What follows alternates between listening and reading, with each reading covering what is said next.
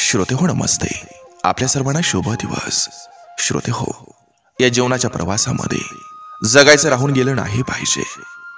कारण या क्षणभंगूर जीवनामध्ये आपण किती दिवस आहोत आणि आपला कधी विकेट जाईल याची काहीच खबर नसते कोणाला. श्रोते हो, आयुष्य जातं रोचण्या फुगण्यात, आबोला पकडण्यात. बऱ्याच वेळा आधी कोणी बोलावं यातही अनेक वर्ष निघून जातात. रुसला असेल कोणी तर स्वतः बोलून सुरुवात करून बघा. कारण श्रोते हो, जीवनाच्या सर्व्हिसमध्ये कोणीच परमनंट नाही. आज आहे तर उद्या नाही.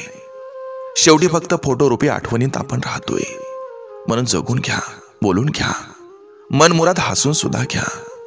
आणि श्रोते हो, आलंच रडायला तर रडून सुद्धा घ्या. जर कधी नाचायची इच्छा असेल तर नाचून सुद्धा घ्या. पैसा नक्कीच कमवा, पण स्वतःसाठीही थोडं जगत राहा.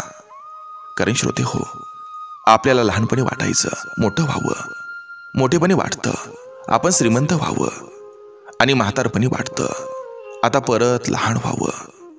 म्हणून सांगतो श्रोते हो, जगायचं राहून नाही गेलं पाहिजे. असं जगा. बघा पडतंय का? नक्की विचार करा.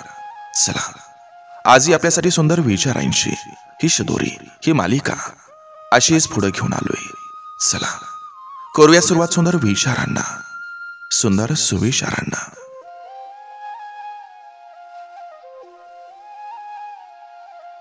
ज्या व्यक्तीला स्वतःच्या चुका कधी समजत नाहीत त्या व्यक्तीला कितीही सल्ला द्या त्याचा काहीच फायदा होत नाही. कारण या जगात स्वभाव बदलण्याचं औषध कुठंच मिळत नाही. मला जमेल का, मी अपयशी ठरलो तर काय, यासारखे नकारात्मक स्वसंवाद आपली कोणतीही नवीन सुरुवात होऊ देत नाहीत. जर तुम्ही उडू शकत नसाल तर पळा. जर तुम्ही पळू शकत नसाल तर चाला. जर तुम्ही चालू शकत नसाल तर रांगा. पण काहीही झालं तरी तुम्ही पुढं पुढं जात राहिलं पाहिजे. एखाद्यावर अतिविश्वास करणं हे पण धोकादायक असतं. लोक पद्धतशीरपणे आपल्या आयुष्याची माती करतात, ते पण काही कळून न देता. वागण्यात खोटेपणा असेल तर जगण्यात मोठेपणा असून पण काहीच उपयोग नसतो.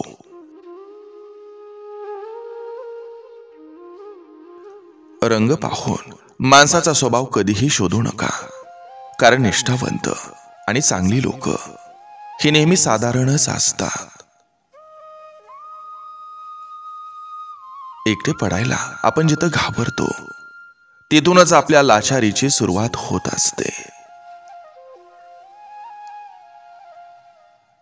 आपल्याला नाही म्हणायचं असतं, पण हो म्हणण्याच्या ओझ्याखाली आपण आपलं मानसिक आरोग्य हे बिघडवून टाकतो. कधी कधी नियती आपल्यावर वाईट वेळ यासाठी आणते. आपल्या जवळ असलेली माणसं ही आपलीच आहेत का, त्यांना आपली काळजी आहे का, ती माणसं आपल्याला वाईट वेळी साथ देऊ शकतात का हे दाखवण्यासाठी. आणि जी माणसं आपल्यावर वाईट वेळ आल्यावर आपल्याला टाळून बिझी राहतात त्या लोकांना पुन्हा जवळ करायची चूक करू नका. जी माणसं आपल्याला वाईट वेळी साथ देतात त्यांना शेवटच्या श्वासापर्यंत जपायचं असतं.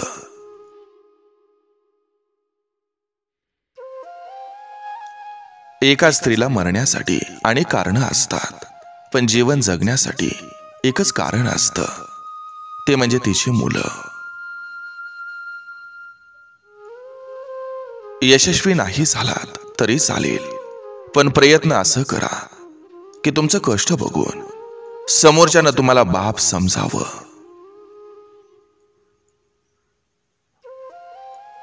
आधी आपल्याला वाटायचं की प्रेम मिळायला नशीब लागतं, पण आता समजतंय प्रेम कुठंही मिळतं, पण प्रेम व्यक्त करणारी व्यक्ती भेटायला आणि त्या व्यक्तीचं खरंच प्रेम असायला नशीब लागतं.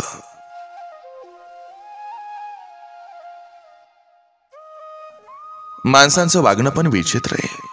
मेलेल्या माणसासाठी रडायचं आणि जिवंत माणसाला रडवायचं.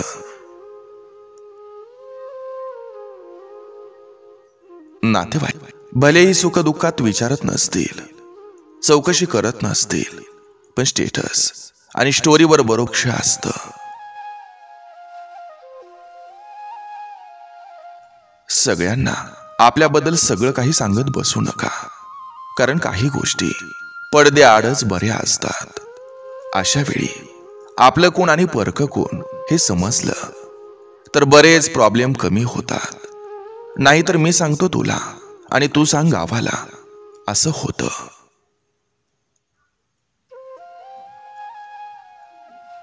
खोट्याची गर्दी नको आयुष्यात, मोजकीच असावीत, पण आपुलकी आणि जीवाला जीव लावणारी असावीत.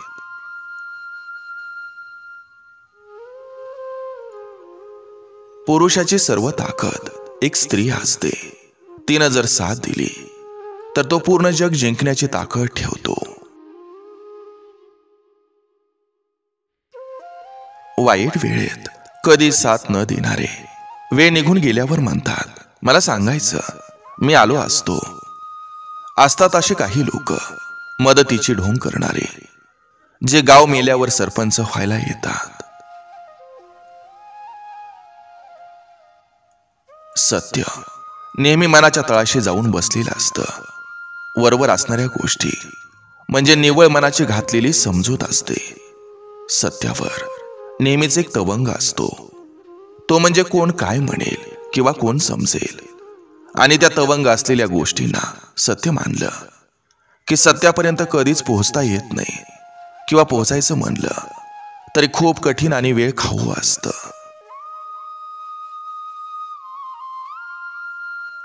आपल्या असल्या नसल्यानं कुणाला काहीच फरक पडत नाही. आपण असलो तर माणसं आपला वापर करून घेतील, आणि आपण नसलो तर पर्याय शोधून पुढे निघून जातील. म्हणून कधीच या भ्रमात राहू नका की तुम्ही नसताल तर काही लोक त्यांचं आयुष्य जगू शकत नाहीत.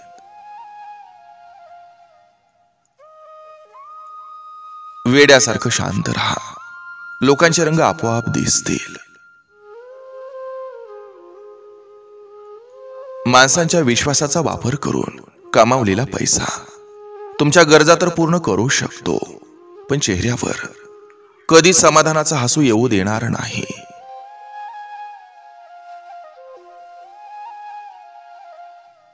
जगणं साधं असावं, पण आयुष्यात कोणाचं गुलाम नसावं.